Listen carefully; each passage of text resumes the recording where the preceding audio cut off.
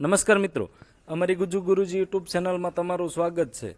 આજના વિડીયોમાં આપણે પીએફએમએસમાં વેન્ડર કઈ રીતે બનાવવું અથવા તો બનાવેલ વેન્ડરનું બેનિફિશરી આઈડી છે એ ક્યાંથી મેળવવું તેની માહિતી મેળવીએ। મિત્રો, એ પહેલાં તમને એ પણ જણાવી દઈએ કે શાળા કક્ષાએ મોટાભાગનો નાણાકીય વહીવટ છે એ પીએફએમએસથી થતો હોય છે। આ ઉપરાંત જે શિક્ષકની તાલીમ છે તેમાં પણ ટીએડીની ચૂકવણી હવે પીએફએમએસથી થાય છે, તો તેમાં પણ દરેક શિક્ષકનું વેન્ડર બનાવેલું હોવું જરૂરી છે। એટલા માટે થઈને આપણે જોઈએ નવો વેન્ડર કઈ રીતે બનાવવું।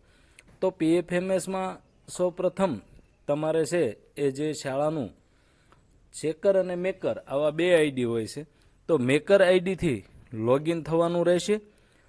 મેકર આઈડીથી લોગિન થવા માટે તમારે જે શાળાનું આઈડી અને પાસવર્ડ છે એના થકી તમે છે એ લોગિન કરી શકશો।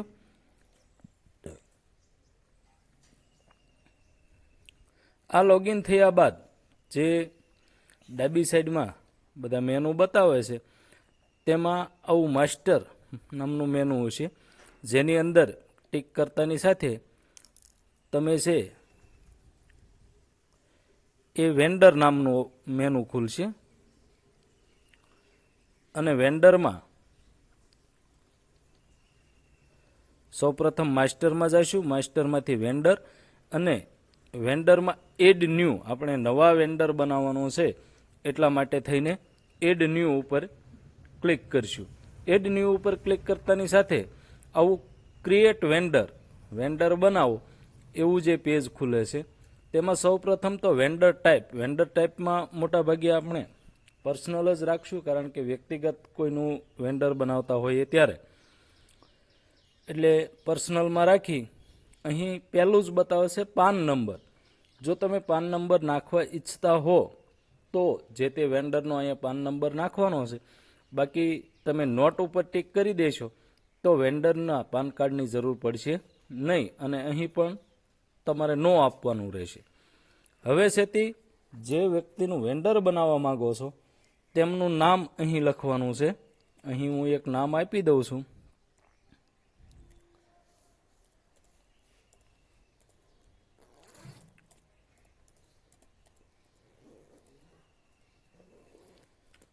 વેન્ડરનું નામ આપ્યા બાદ એની બર્થ ડેટ નાખવાની છે।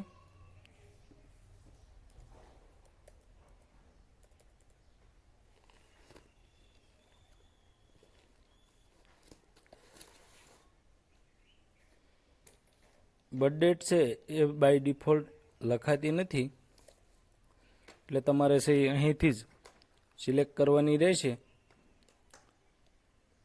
બર્થ ડેટ સિલેક્ટ કરવા માટે સૌપ્રથમ તો તમે એનું વર્ષ સિલેક્ટ કરી લેશો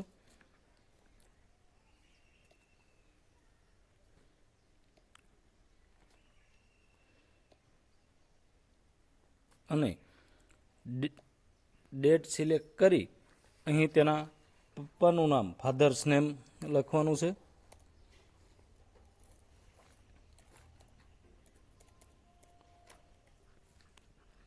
આટલી વિગત ભર્યા પછી આપણે છે આધાર કાર્ડ નંબર કે જીએસટી નંબર આ બધું ઓપ્શનલ છે, એડ્રેસ નાખવું જરૂરી છે। તો જે તે વેન્ડરનું છે એ એડ્રેસ નાખી દઈશું।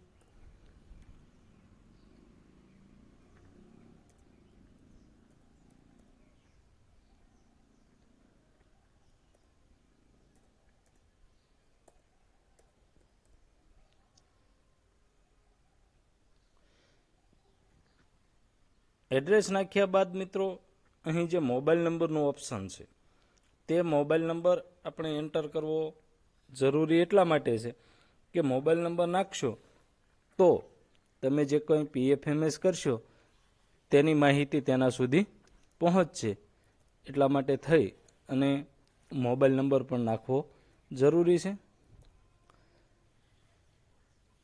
આટલું કર્યા બાદ મિત્રો વેન્ડરની એડ્રેસ ડિટેલ ભર્યા બાદ હવે આવે છે તેની bank detail.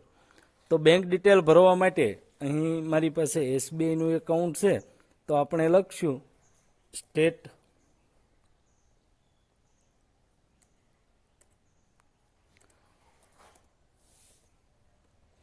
State Bank of India આપણે લેવું છે તો અહીં જે પહેલું બતાવે છે સ્ટેટ બેંક ઓફ ઇન્ડિયા વાય તેના ઉપર ક્લિક કરવાનું રહેશે અને સિલેક્ટ બેંક આવું કરતાની સાથે જે સ્ટેટ બેંક ઓફ ઇન્ડિયાની બતાવે છે તે સિલેક્ટ કરી લઈશું. State Bank of India select કરતાની સાથે અહીં આપણને મેસેજ બતાવે છે કે account number should be then 11 to 12 digit. તો અહીં રાઇટ ઉપર ક્લિક કરી વર્ચ્યુઅલ એકાઉન્ટ નંબર ઉપર ક્લિક કરશું અને જે તે વેન્ડર છે તેમના એકાઉન્ટ નંબર અહીં એન્ટર કરવાના રહેશે.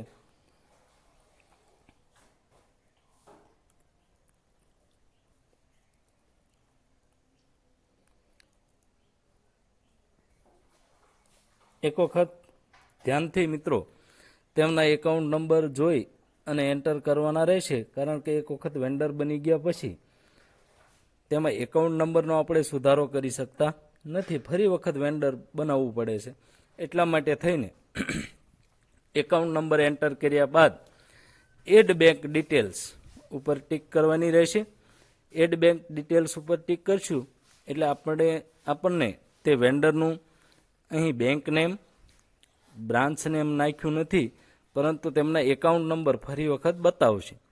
આ એકાઉન્ટ નંબર આપણને નાખેલા જે છે તે બરાબર છે કે કેમ તે ચેક કર્યા બાદ સેવના બટન ઉપર ક્લિક કરશું. બટન ઉપર ક્લિક કરતાની સાથે આપણને જઈ ઉપર આવો મેસેજ બતાવશે કે vendor beneficiary added successfully, please note the unique code to register vendor for future use. અહીં જે વેન્ડર બનાવ્યું છે તેનો યુનિક કોડ પણ આપણી સામે બતાવશે. હવે મિત્રો એ જે વેન્ડર બનાવ્યું છે તેનો વધારે ડિટેલ જોવા માટે ફરી વખત આપણે માસ્ટરમાં જઈશું. માસ્ટરમાં વેન્ડર અને વેન્ડરમાંથી મેનેજ ઉપર ક્લિક કરશું એટલે આપણા જે વેન્ડર બનાવેલા છે તે વેન્ડર અહીં આપણને સ્ક્રીન ઉપર દેખાય છે.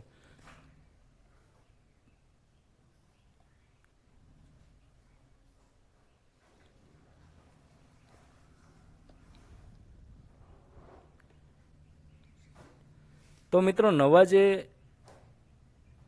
વેન્ડર બનાવ્યા છે તેનો યુનિક કોડ આપણે અહીંથી મેળવી શકશું અને અહીં તેનું સ્ટેટસ છે એ પેન્ડિંગ બતાવે છે, કારણ કે બેંકમાં વેરિફિકેશન માટે જાય છે. બેંકમાં વેરિફિકેશન થઈ ગયા બાદ સક્સેસ ઇન બેંક આવું લખેલું આવે પછી તેના એકાઉન્ટમાં આપણે PFMS કરી શકતા હોઈએ છીએ.